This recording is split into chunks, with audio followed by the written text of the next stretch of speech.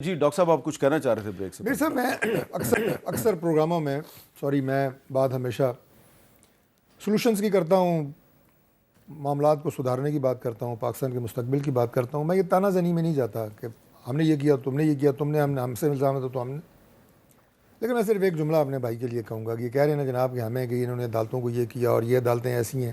صرف ایک جملہ، انہیں وہ عدالتیں پسند ہیں جب جنرل فیض شوکت صدیقی صاحب کے پاس جا کے ان کے گھر میں انہیں کہتے ہیں کہ نواز شریف کو ضمانت نہیں دینی. یہ عدالتیں انہیں زیادہ پسند ہیں. آج اگر عدالتیں جو ہیں آئینی عدالتیں آئین کا کام کر رہی ہیں، سپریم کورٹ آف پاکستان جو ہے وہ لوگوں کے مقدمات سن رہی ہے، تو لیکن آپ یہ بھی تو مانے نا کہ اگر فیض نہیں بچا تو ان سے فیض یاب ہونے والا کوئی بھی نہیں بچے گا، نہ ہی جج بچیں گے. تو آپ کے پروگرام میں کہہ چکا ہوں کہ ابھی تو ان 4 الزامات جو براہ راست ان کی ذات کے اوپر تھے ان پہ یہ فیصلہ ہوا ہے. باقی جو سہولت کار تھے اور جو فیضیاب ہوئے تھے، دونوں سہولت کار اور فیضیاب ہونے والے، ان کا آگے ٹرائل ہونا ہے اور ان کے اوپر فیصلے آنے ہیں. ابھی اس میں تو کوئی دو رائے نہیں ہے.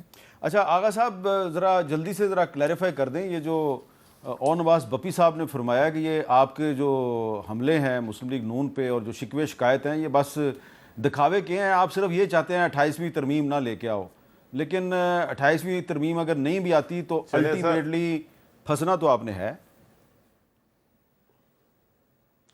بہت شکریہ. میں اون عباس کا شکریہ ادا کرتا ہوں کہ وہ اس بات کو تسلیم کرتے ہیں قوم کے سامنے کہ ہم اس چیز پر اٹل ہیں کہ صوبوں کو ہم ڈیوائیڈ نہیں ہونے دیں گے. خاص طور سے سندھ کو ہم ان صوبوں کی بات کریں گے جن میں جہاں پر وہاں کے لوگوں کی اکثریت اس چیز کے ساتھ، چاہے جنوبی وسیر پنجاب کی بات ہو، اس طرح کے صوبوں کی ہم حمایت کریں گے جو کہ آئینی طور پر قانونی طور پر وہاں کے لوگوں کی منشا اور ان کی خواہشات کے مطابق ہو.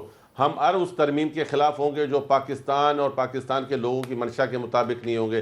آپ نے کہا کہ ہم سندھ حکومت انجوائے کر رہے ہیں، تو آپ پختونخوا حکومت کس کی وجہ سے انجوائے کر رہے ہیں؟ پختونخوا کی عوام کی وجہ سے. اگر آپ کر رہے ہیں تو ہم سندھ کی عوام کی وجہ سے، یہ حکومت سندھ کے عوام کی منشا کے مطابق یہاں پر حکومت چلا رہے ہیں اور ان کی خواہش پر. تو یہ کسی کا احسان نہیں ہے ہم پر. پاکستان پیپلز پارٹی کے ساتھ سندھ کی عوام کھڑی ہے تو حکومت ہے. آپ کا جواب آ گیا. حکومت نہیں ہے کہ آپ ان کو کہیں کہ 18 میں آپ کو حکومت ہے اور اچھا اب آپ کا جواب آ گیا. میں ذرا ایک سوال کر لوں اون عباس بپی صاحب سے. اون عباس صاحب آپ کیا کہیں گے کہ فیض نہیں بچا تو ان سے فیض یاب ہونے والا بھی نہیں بچے گا؟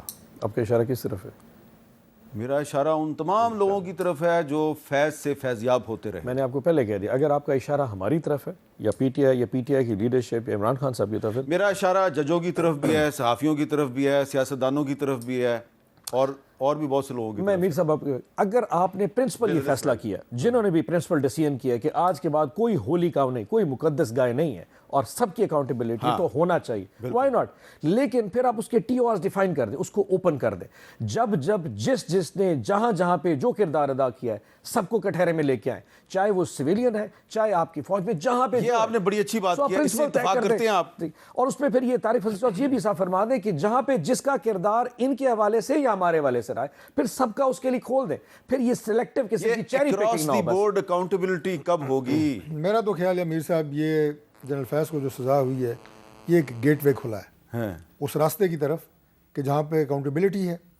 جس نے آئین کا مذاق اڑایا اس کا احتساب ہوگا، جس نے اپنے اختیارات کا ناجائز استعمال کیا اس کا احتساب ہوگا، اس سے سزا ملے گی. تو اگر فیض کے بعد اگر فیض کا ادارہ جو ہے اس کے سسٹم نے اس کا احتساب کیا ہے تو آپ کے پاس بھی ادارے ہیں، ہمارے پاس یعنی ہم سیولینز ہیں، ہمارے بھی ادارے ہیں، تو وہاں پر آپ نہیں سمجھتے کہ سیاسی بنیادوں پہ اکاؤنٹیبلٹی نہیں ہونی چاہیے بلکہ وہاں پر بھی اگر کہیں پہ کرپشن ہو رہی ہے یا کوئی انکمپیٹنسی دکھا رہا ہے جس کی وجہ سے پاکستان کو نقصان پہنچ رہا ہے تو وہاں پر بھی اس قسم کی مثالیں قائم ہونی چاہیے؟ میر صاحب یہ وہ موضوع ہے جو میرے تو اپنے دل کے بہت قریب ہے اور اس کے لیے میں چونکہ پی ٹی آئی کے بیٹھے ہیں بپی صاحب تو میں یہ کہوں گا کہ تو پرائم منسٹر اس کے لیے تو ہر جماعت کو دعوت دے رہے ہیں اور چیخ کے دعوت دے رہے ہیں کہ خدا کے لیے ملک کے لیے بیٹھیں اور یہ ساری چیزیں ٹھیک کریں، انصاف کا نظام ٹھیک کریں، جو بیسک نیسیسٹیز آف لائف ہیں وہ ٹھیک کریں. آج ابھی جب ہم 27ویں ترمیم میں بات کر رہے تھے کہ پاپولیشن پہ بات کریں کہ مرکز کیسے آپ کو فیسیلیٹیٹ کر سکتا ہے، ایک سلیبس پہ بات کریں، صوبوں کی بات ابھی کر رہے تھے، بیٹھ کے اس پہ بات کریں گے کہ صوبے بننے چاہیے یا نہیں بننے میرا خیال ہے آپ کو سب کو اور ہم بیٹھ کے نا پہلے ایڈمنسٹریٹو صوبوں کی پاپولیشن پہ کر بات رہے ہیں۔ کرنی چاہیے. بالکل کرنی چاہیے. بہت پاپولیشن بڑھ گئی ہے جی, کیا کہنا چاہتے ہیں؟ پاپولیشن سے بڑی کرپشن کی. مجھے بتا دیں پچھلے 3 سال میں کوئی ایک پٹواری کو پورے پاکستان میں اس حکومت نے سزا دی ہو؟ IMF کی رپورٹ میں 5.1 کھرب کی بات ہوئی ہے. میں طارق علی صاحب سے بات کی ایگری کرتا ہوں کہ یہ اگر کرپشن کے اوپر موومنٹ چلانا چاہیں تو ہم ساتھ ہیں, لیکن کیا پاکستان میں کوئی کرپشن کے اوپر کنٹرول کرنا چاہتا ہے؟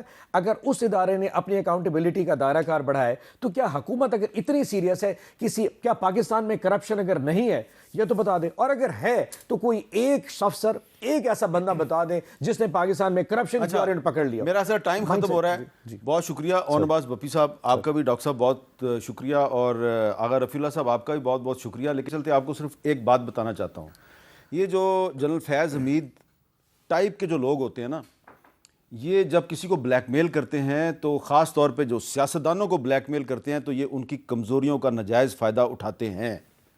میں آپ کو نام لیے بغیر یہ بتا سکتا ہوں بڑے وثوق کے ساتھ, بڑے اعتماد کے ساتھ, کہ جنرل فیض حمید جو ہیں اس پارلیمنٹ کے جو ٹریری بینچز پہ لوگ بیٹھتے ہیں, سینٹ میں بھی اور قومی اسمبلی میں بھی, جب یہ لوگ اپوزیشن میں تھے تو ان سے کروڑوں نہیں اربوں روپیہ بھتہ وصول کرتے رہے, ان سے چھینتے رہے, لوٹ مار کرتے رہے, اور یہ ان کا نام نہیں لیتے. ان کو نام لینا چاہیے, بتانا چاہیے کہ جنرل فیض نے کب کیسے ان سے کیسے لوٹ مار کی.